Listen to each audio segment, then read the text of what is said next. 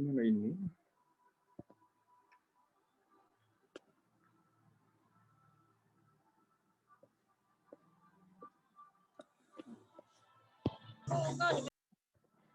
Mulai ya? Mulailah. Baiklah, Assalamualaikum warahmatullahi wabarakatuh. Waalaikumsalam warahmatullahi wabarakatuh. Selamat pagi teman-teman. Kami dari kelompok 4 ingin menjelaskan tentang pengujian hipotesis parameter populer tunggal. Sebelumnya izinkan saya untuk memperkenalkan diri beserta teman-teman saya. Saya Dwi Soya Kusuma Wijaya dan anggota kelompok saya ada Alika, ada Cantika, ada Nadia, ada Regina, dan Tengku. Nah, langsung saja ke penjelasan. Penjelasan pertama akan dijelaskan oleh Regina. Kepada Regina saya persilahkan.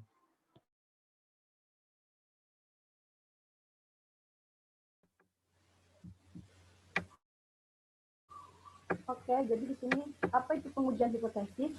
Hipo itu berarti lemah, sedangkan tesis itu berarti pernyataan. Maka hipotesis dapat diartikan sebagai pernyataan yang lemah. Untuk membuat pernyataan menjadi kuat atau terbukti kebenarannya, dilakukan sebuah pengujian yang disebut dengan pengujian hipotesis. Dalam statistik, pengujian hipotesis adalah suatu prosedur yang dilakukan dengan tujuan memutuskan apakah menerima atau menolak hipotesis mengenai parameter populasi.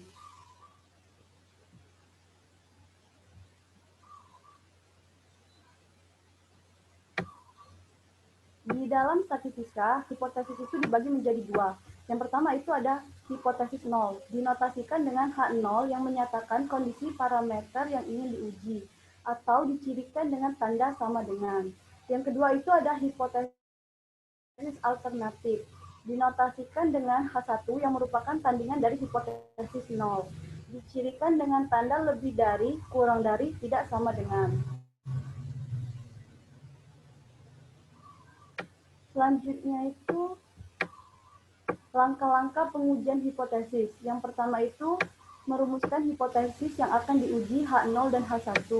Yang kedua itu memilih taraf signifikan pengujian atau alfa. Yang ketiga itu menentukan kriteria penolakan hipotesis. Yang keempat melakukan uji statistik dan yang kelima menarik kesimpulan.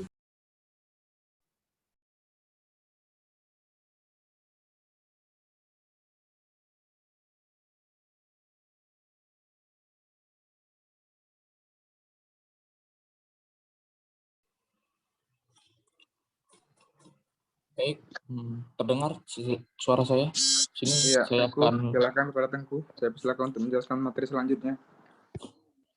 Baik. Jadi, selanjutnya itu materi tentang kriteria pengambilan keputusan atau penolakan hipotesis.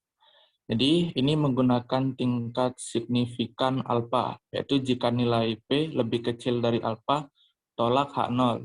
Dan jika nilai P lebih besar dari alfa, gagal menolak H0. Dan selanjutnya, kriteria pengambilan keputusan atau penolakan hipotesis. Itu menggunakan tingkat signifikan alfa. Signifikansi alfa. Jika nilai P lebih kecil dari alfa, tolak H0. Dan jika nilai P lebih besar dari alfa, gagal menolak H0. Uji statistik. Nah, di sini ada uji hipotesis satu rata-rata. Nah, di sini ada simpangan baku populasi diketahui. Untuk sampel besarnya yaitu Z sama dengan X bar dikurang H0 atau mu di per sigma sama dengan X bar dikurang H0 per sigma per N pangkat N. Untuk sampel kecil itu T sama dengan X bar dikurang H0 per sigma sama dengan X bar dikurang H0 per sigma per pangkat N. Untuk simpangan baku populasi tidak diketahui, sampel besarnya itu Z sama dengan X bar dikurang H0 per S. Sama dengan X bar dikurang H0 per S per pangkat N. Untuk sampel kecil, itu T sama dengan X bar dikurang H0 per S sama dengan X bar dikurang H0 per S per pangkat N.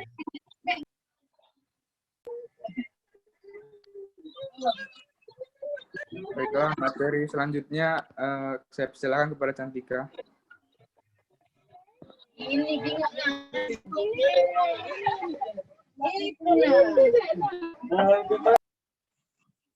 Maaf saya, itu masih bagian Tengku. Tengku, Baik, untuk penarikan kesimpulan, pertama itu klaim awal, yaitu klaim awal memuat persamaan, H0 ditolak. Kesimpulan akhir, terdapat cukup bukti untuk menjamin penolakan terhadap klaim, kurung klaim awal. Selanjutnya, klaim awal memuat persamaan, H0 gagal ditolak. Kesimpulan akhir, tidak cukup bukti untuk menjamin penolakan terhadap klaim. Selanjutnya, untuk klaim awal tidak memuat persamaan. Hipotesisnya, H0 ditolak. Data kesimpulan akhir, data sampel mendukung klaim. Untuk klaim awal, selanjutnya klaim awal tidak membuat persamaan. Hipotesis 0, H0 gagal ditolak. Dan kesimpulan akhir, tidak cukup bukti sampel untuk mendukung klaim. ya, selanjutnya kepada Cantika saya persilakan. Baiklah, terima kasih. Saya akan menjelaskan mengenai contoh soal pertama.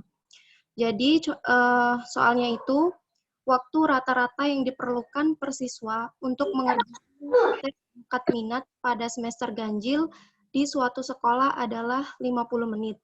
Suatu prosedur tes baru yang menggunakan instrumen yang lebih sederhana sedang dicoba.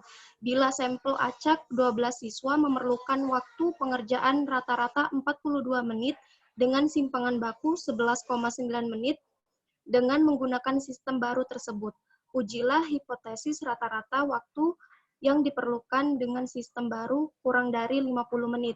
Gunakan taraf nyata 0,05. Asumsikan bahwa populasi waktu yang diperlukan adalah normal. Jadi sebelum itu di sudut kiri itu ada pernyataan, jika hipotesis alternatif menggunakan tanda kurang dari, maka lakukan uji ekor kiri atau sisi kiri.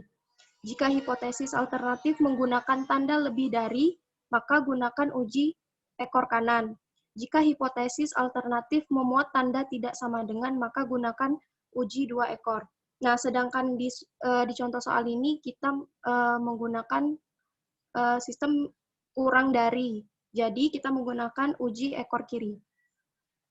Di situ diketahui alfa sama dengan 0,05, H0 atau mu lebih besar sama dengan 50, H1 itu kurang dari 50, jadi menggunakan ekor kiri. Sedangkan S atau standar deviasinya kita ketahui di situ 11,9 dan N-nya atau banyaknya itu diketahui 12. Untuk X bar kita ketahui 42 menit. Oke, selanjutnya.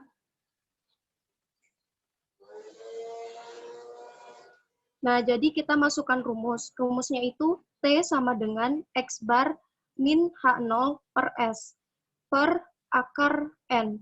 Nah, kita masukkan X bar tadi diketahui bahwa 42 dan H0-nya itu adalah 50. Jadi 42 dikurang 50 per standar deviasinya kita ketahui 11,9 per akar N. Akar N-nya itu kita ketahui 12. Jadi didapatkan hasil yaitu min 0,233. Dihasilkan nilai, jadi kita masukkan ke nilai tabel T dulu. Terus di situ kita ketahui alfanya adalah 0,05. Nah, kita masukkan T tabelnya. Di situ rumusnya alfa dalam kurung N dikurang 1. Dan T itu 0,05. N tadi kan 11,9. Jadi N tadi 12, maaf.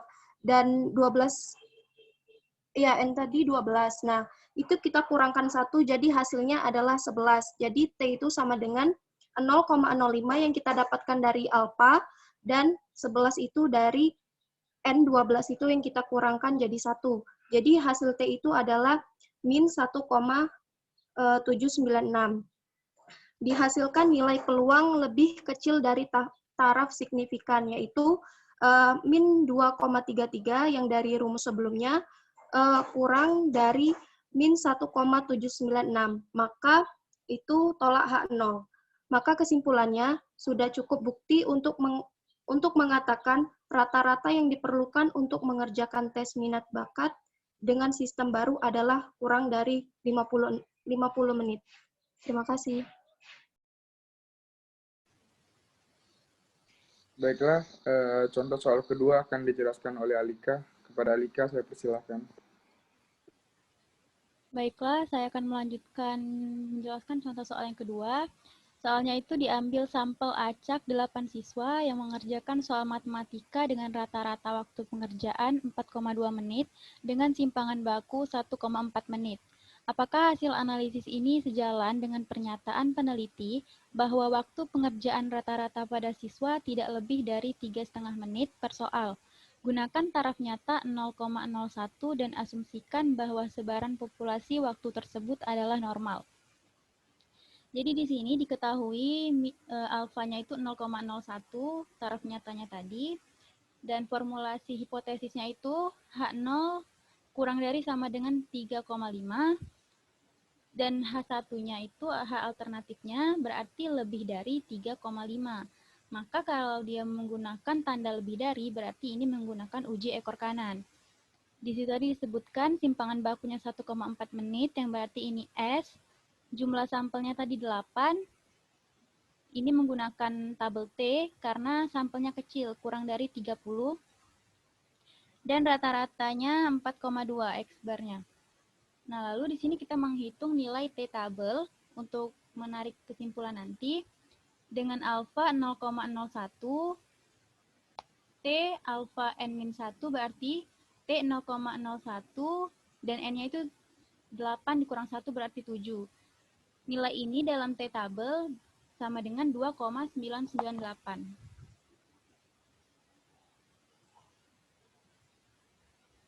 Nah, untuk menjawabnya itu menggunakan rumus T karena sampelnya kecil, yaitu X bar min mu 0 per S per akar N. 4,2 dikurang 3,5 per 1,4 dibagi akar 8, dan hasilnya itu 1,414.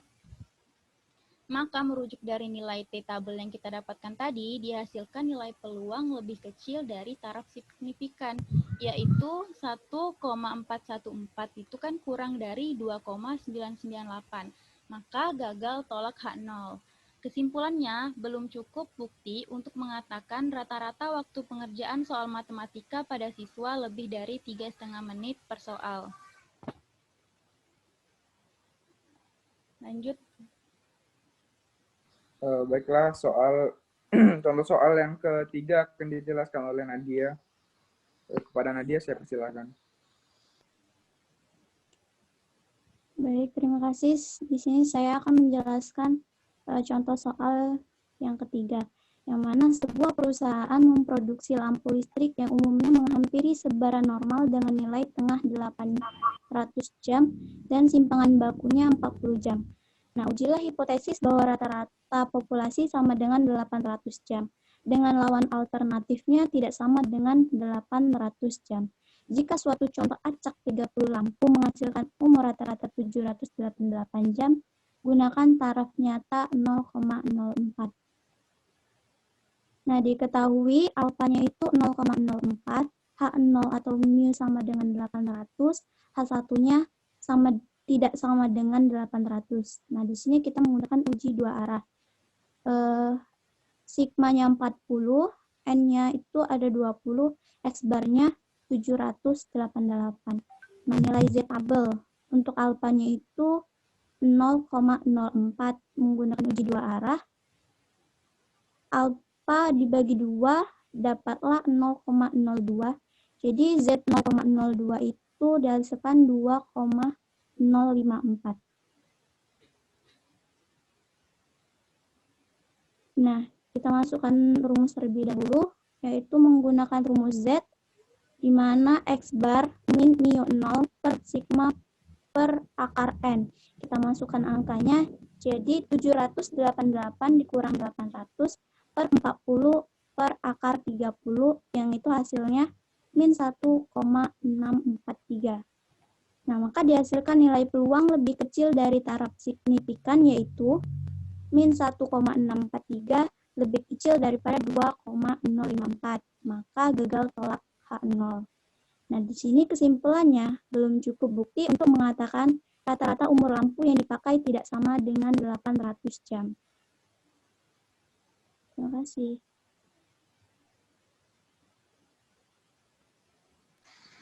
Nah, itu dia hasil diskusi kami. Bagaimana kepada teman-teman? Apakah ada yang ingin menambahkan materi?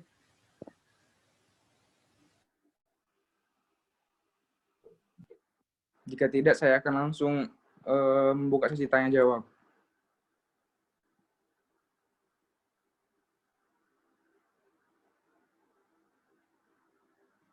Agung raise hand, Kak.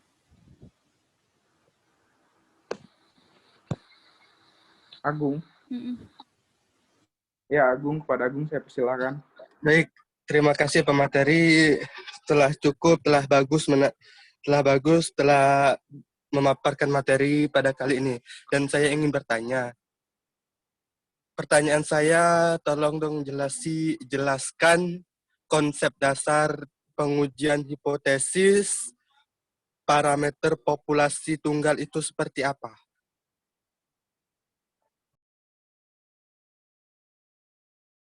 Terima kasih. Ya, terima kasih atas pertanyaannya. Kelompok kami minta waktu sejenak untuk berdiskusi untuk menjawab pertanyaan dari Agung. Baiklah, kepada teman-teman yang lain, kami masih memberikan 2 kesempatan lagi jika masih ada teman-teman yang ingin bertanya.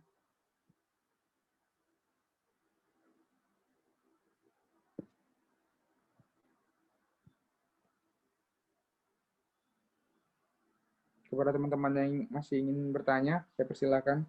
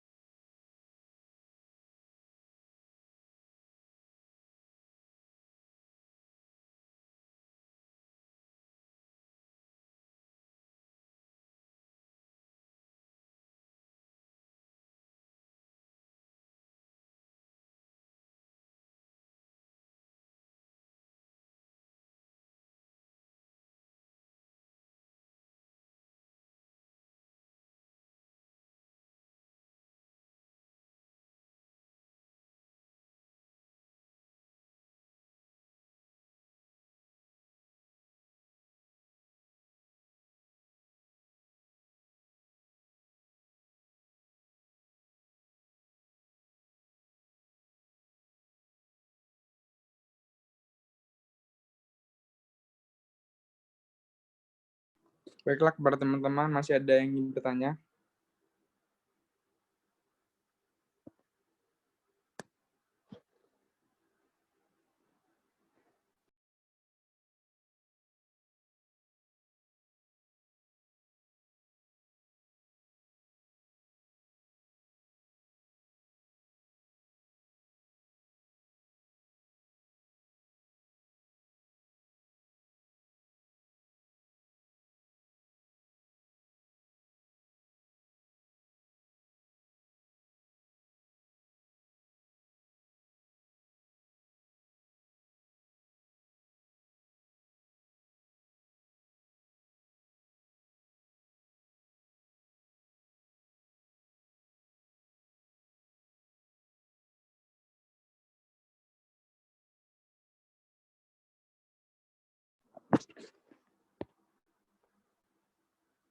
Jika belum ada teman-teman yang ingin bertanya, kelompok kami ingin menjawab pertanyaan dari Agung.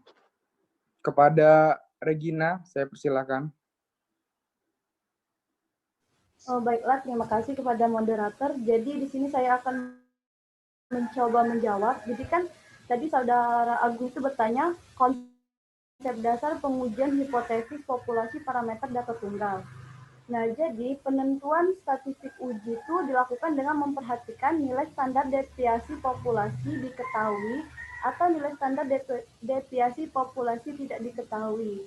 Nah, jadi untuk pengujian hipotesis itu, jika standar deviasi populasi itu diketahui, maka menggunakan rumus, maksudnya Alika boleh share screen lagi yang rumus tadi.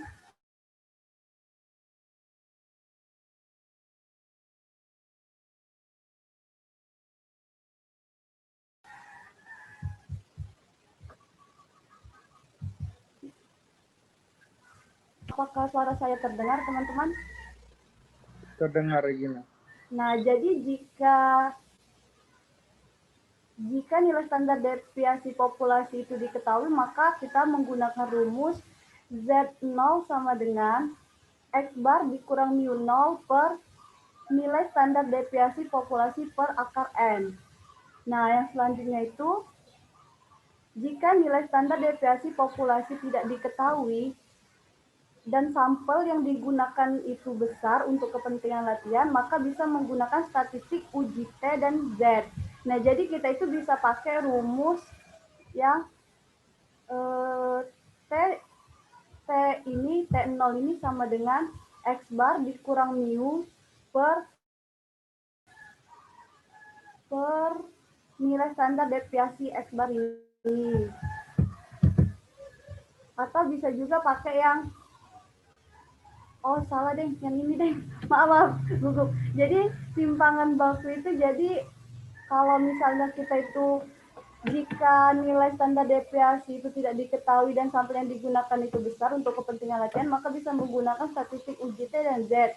Nah, jadi rumusnya itu T itu sama dengan X bar dikurang mu 0 per S per akar N. Nah, yang untuk rumus Z itu bisa menggunakan X bar dikurang mu 0 per S per akar N.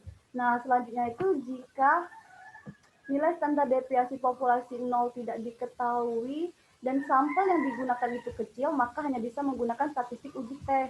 Nah, statistik uji T itu pakai rumus T sama dengan X bar dikurang mu 0 per S per akar N. Mungkin itu saja, silakan bagi teman-teman yang ingin menambahkan.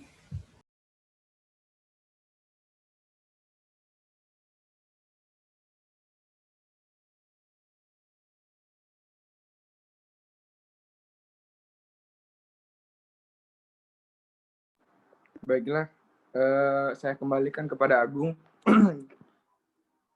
Apakah penjelasan dari Regina cukup jelas? Baik, terima kasih.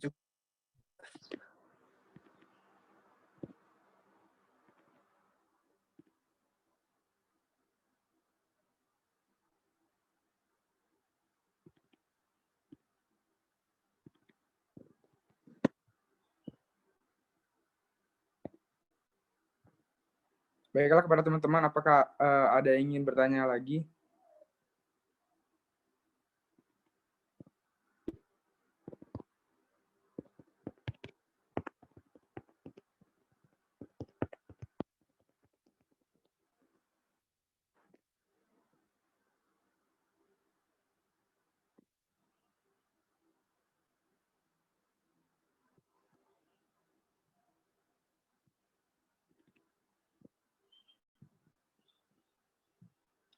Kepada teman-teman, saya persilakan jika masih ada yang ingin bertanya.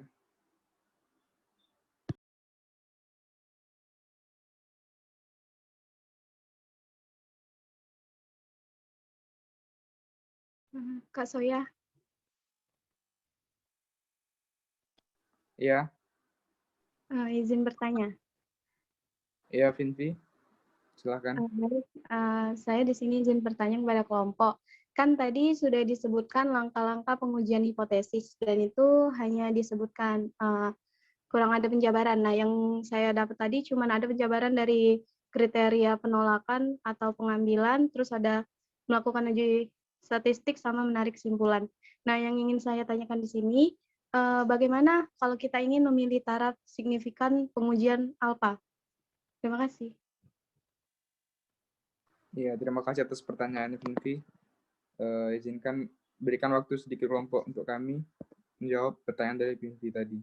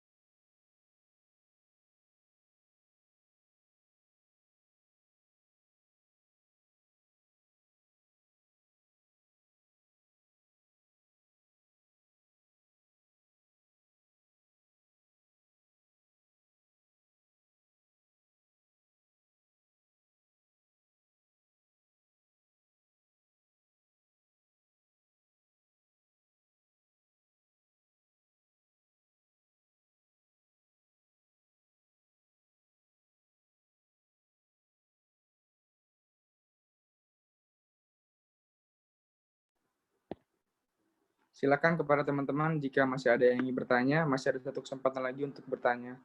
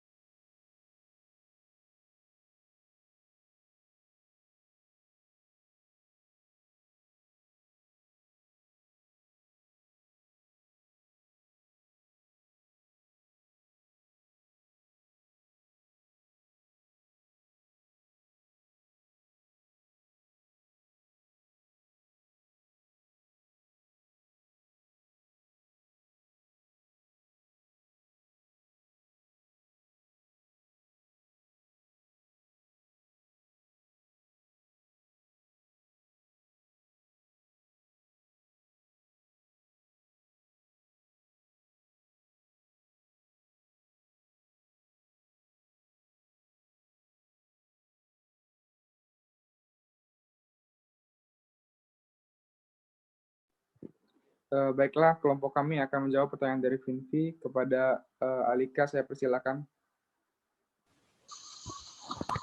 Baik, izin mencoba menjawab pertanyaan dari Vinvi, bagaimana cara menentukan taraf signifikasi tadi atau alfa.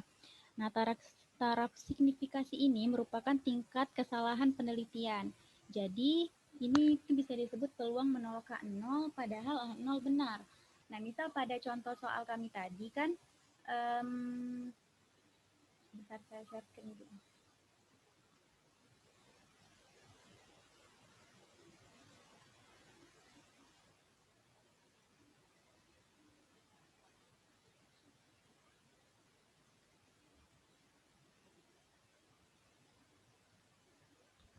Nah, pada contoh soal 1 itu kan dia tolak K0 dengan taraf signifikannya itu 0,05.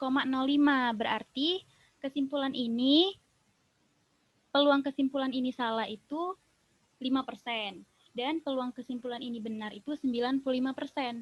Jadi, semakin kecil alfa atau taraf signifikansi itu, maka semakin meyakinkan penelitian tersebut. Nah, taraf signifikasi ini ditentukan oleh peneliti dengan mempertimbangkan tujuan dari penelitiannya. Misal penelitiannya ini untuk yang berkaitan dengan kesehatan atau medis, jadi kan menyangkut nyawa. Nah, jadi harusnya semakin kecil taraf signifikannya agar ini meyakinkan. Gitu, Vinvi.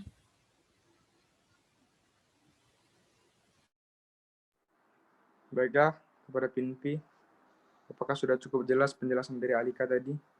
Sudah cukup jelas. Makasih, Alika. Makasih.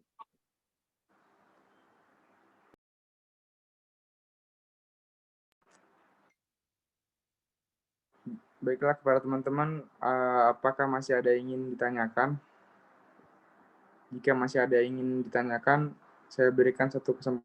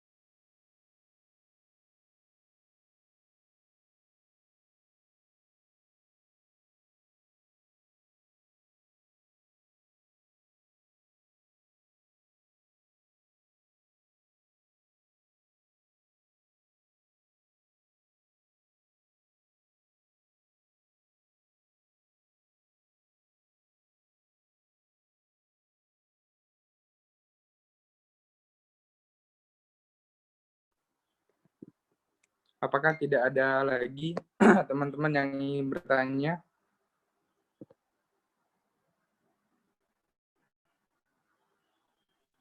Cukup. Jika tidak ada, ya baiklah. Jika tidak ada teman-teman yang ingin bertanya lagi, kami akan menutup dan kami kembalikan kepada Ibu Weni.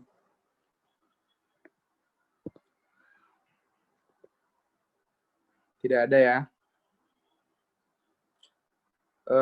Baiklah. Kami dari kelompok, kepada teman-teman, kepada Allah kami mohon ampun, kami tutup diskusi kami. Terima kasih. Wassalamualaikum warahmatullahi wabarakatuh.